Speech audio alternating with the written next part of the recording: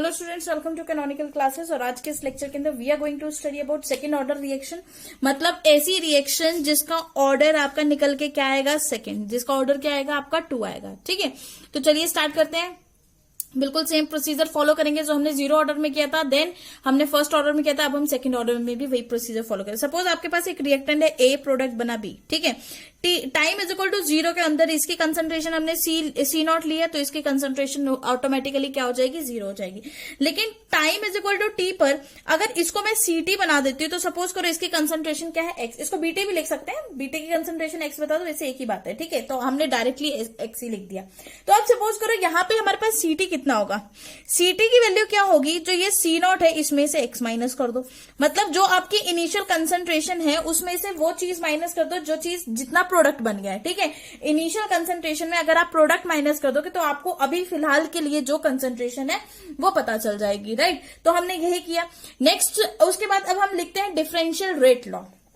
Differential rate law लिख देते हैं, देखिए जरा। डिफरेंशियल रेट लॉ क्या होता है? डिफरेंशियल रेट लॉ, देखिए differential rate law is R is equal to minus D C upon D T, मतलब concentration with respect to time जो आपने फाइंड आउट करनी है। इसको इक्वेशन 1 मान लिया जाता है।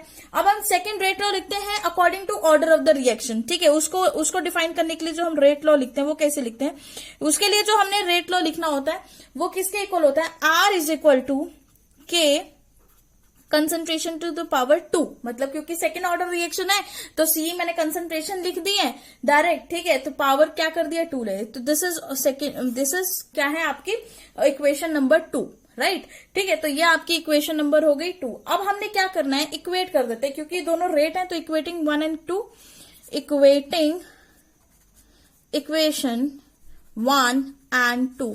फर्स्ट एंड सेकेंड इक्वेशन को अगर हम इक्वेट करेंगे तो हमारे पास क्या आ जाएगा, minus D C upon D T is equal to K C का स्क्वायर। यही आएगा कि नहीं? ठीक है, अब देखो ये भी क्या है, डीसी और ये सी कंसंट्रेशन एक साइड ले जाता है, टाइम को उधर ले जाता है, तो ये क्या, माइनस डीसी का upon C square is equal to K dot dt। ये आ गया आपके पास, ये टर्म आ गई आपके पास। ठीक है, अब हम क्या कर लेते हैं, इस वैल्यू को यहां पर क्या कर लेते हैं, इंटीग्रेट कर लेते हैं। राइट, तो चलिए इसको इंटीग्रेट कर लेते हैं, हम इस इक्वेशन को इंटीग्रेट करते हैं।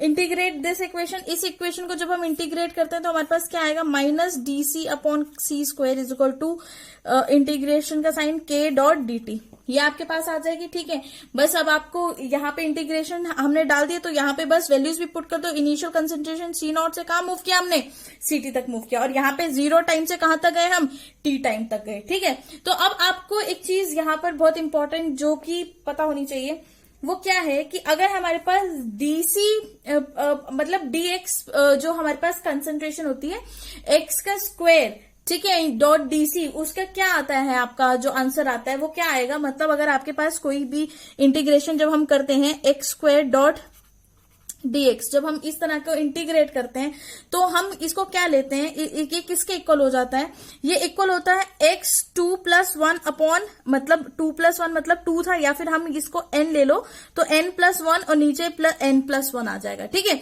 तो ये आपका फॉर्मूला होता है एक इंटीग्रेशन का। अगर यहाँ पे 2 है तो 2+1, 3 है तो 3+1 डिवाइडेड बाय 3+1, ये इंटीग्रेशन का फॉर्मूला है। इसी को अब हमने यहाँ पर क्या करना है, अप्लाई करना है।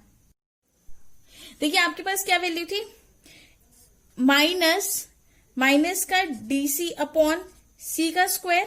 ठीक है, जो कि सी नॉट से सीटी मूव कर रहा था, सी नॉट से सीटी थी जिसकी कंसंट्रेशन इज इक्वल टू के, 0 से टी कंसंट्रेशन था, यहाँ पे क्या था आपका dt। ठीक है, तो चलिए अब इस सी को अगर मैं ऊपर लेकर जाऊं तो क्या बन जाएगा, minus C naught to C T, ये कितना हो जाएगा, C power -2 dot D C. ठीक है, ये बन जाएगा जो कि किसके इक्वल है, के, और यहां पे आ जाएगा आपका t जो कि 0 से t तक। ठीक है, 0 से कहां तक, आपका t तक जाएगा। राइट, ये आ गया आपका। अब हम यहां पर वही फॉर्मूला अप्लाई करेंगे कि x to the power n, तो और dx के क्या थी, n+1 डिवाइडेड बाय n+1। ठीक है, तो हम यहाँ पे करते हैं कि माइनस ब्रैकेट लगाओ, c पे पावर -2 है तो c की कंसंट्रेशन क्या हो जाएगी, -2+1 डिवाइडेड बाय -2+1। ठीक है, और हमारे पास लिमिट क्या थी, सी नॉट से सी टी, जो कि किसके इक्वल हो जाएगा, के टी के इक्वल हो जाएगा। 0 माइनस टी इज टी, तो मैं वो डायरेक्ट लिख रही हूँ, उसको मैं ज्यादा इलेबोरेट नहीं कर रही हूँ, है ना। तो आप देखिए -2 + 1 कितना हो गया, -1, ठीक है। तो c की पावर क्या आ गई, -1, ये भी नीचे क्या आ जाएगा, -1 आ जाएगा, है ना, -1 आ गया। अब यहां पर आपके पास बाहर भी -1 पे, इस -1 से ये वाला -1 कैंसिल हो गया, ओके। तो ये ब्रैकेट मैं लगाना ही भूल गई, यहां पर क्या आना था, C0, और ये क्या हो गया, CT हो गया, ठीक है। तो इज इक्वल टू क्या हो गया, KT। आपने यहाँ पे क्या लिखते हैं, इज इक्वल टू क्या डाल दिया आपने, KT डाल दिया। अब इस C-1 को हम कैसे लिख सकते हैं, इसको हम लिख सकते हैं 1/C, है ना, ब्रैकेट C0 से CT is equal to KT, ये हम इस तरीके से इसको लिख सकते हैं। तो अब मेरे को अगर इसको मतलब upper limit minus lower limit वाला फॉर्मूला लगा देते हैं, तो 1/CT माइनस 1/C0, क्योंकि ये बिल्कुल सेम ही था, कंसंट्रेशन ही तो है दोनों, is equal to KT, right, हमारे पास ये आ गया। तो अगर मुझे यहां से टाइम फाइंड आउट करना है, तो मैं टाइम कैसे फाइंड आउट कर सकती हूँ, 1/K bracket 1/CT minus 1/C0 bracket close, right. तो ये आपका क्या आ जाएगा, integrated rate law for second order reaction, this is the integrated rate law for second order reaction, ठीक है, integrated rate law for second order reaction, ठीक है। सेकेंड ऑर्डर रिएक्शन के लिए ये क्या फाइंड आउट किया कर लिया है आपने, इंटीग्रेटेड रेट लॉ आपने यहां पर फाइंड आउट कर लिया है, ठीक है। तो ये थी आपकी जो सेकेंड रेट ऑफ रिएक्शन, मतलब आपने इंटीग्रेटेड रेट लॉ निकाला फॉर सेकेंड ऑर्डर रिएक्शन, है ना। अब इसी सेकेंड ऑर्डर रिएक्शन के लिए हाफ लाइफ भी फाइंड आउट कर लेते हैं यहीं पर। देखिए हाफ लाइफ अब हम फाइंड आउट करते हैं, half life for second order reaction, ठीक है। सेकेंड ऑर्डर रिएक्शन के लिए आपको क्या मिल जाएगी, अब हाफ लाइफ यहां से फाइंड आउट कर लोगे। तो ये क्या है आपका T हाफ, है ना, जहां पे A आपकी कंसंट्रेशन है, क्या बना प्रोडक्ट B, है ना, टाइम 0 के ऊपर हमने इसकी कंसंट्रेशन C0 लिया, तो इसकी कंसंट्रेशन B, अगर T हाफ पे इसकी कंसंट्रेशन तो क्या हो जाएगी, C0/2, मतलब जो C0/2 मतलब CT मान लो, तो वो C0/2 है, तो बस यही वैल्यूज पुट कर देते हैं। तो देखिए आपने अभी क्या फाइंड आउट किया था, टाइम कितना फाइंड आउट किया था, 1/K इंटीग्रेटेड रेट लॉ से जो हमने फाइंड आउट किया था, 1/CT माइनस 1/C0, है ना। तो CT इज दिस, ये आपका किसके इक्वल होगा, C टाइम T के ऊपर जो भी है वो क्या हो गया आपका CT। तो यहां पर बस इसकी वैल्यू पुट कर दो, बिल्कुल सेम वही करना है आपने, ठीक है।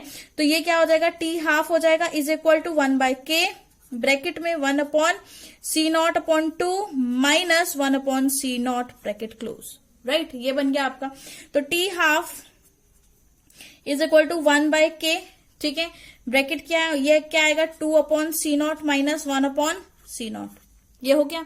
अब इसका एलसीएम ले लें, अगर हम इसका एलसीएम ले लें तो क्या आ जाएगा, C0 आ जाएगा, C0 पावर ऊपर क्या आएगा, 2 - 1, है ना, ये आ जाएगा into 1/K is equal to T 1/2, ये आ जाएगा आपका 2 - 1, कितना रह जाएगा आपका, 1 ही रह जाएगा।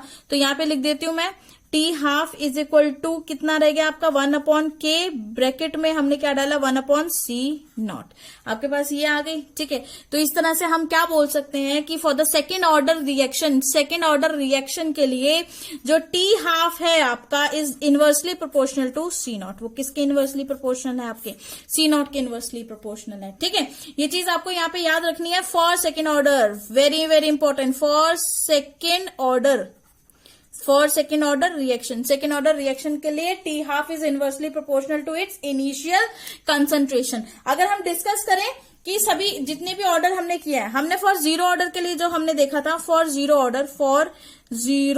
ऑर्डर के लिए जो उसका T हाफ था is directly proportional to its concentration, है ना। फॉर फर्स्ट ऑर्डर के लिए T हाफ इज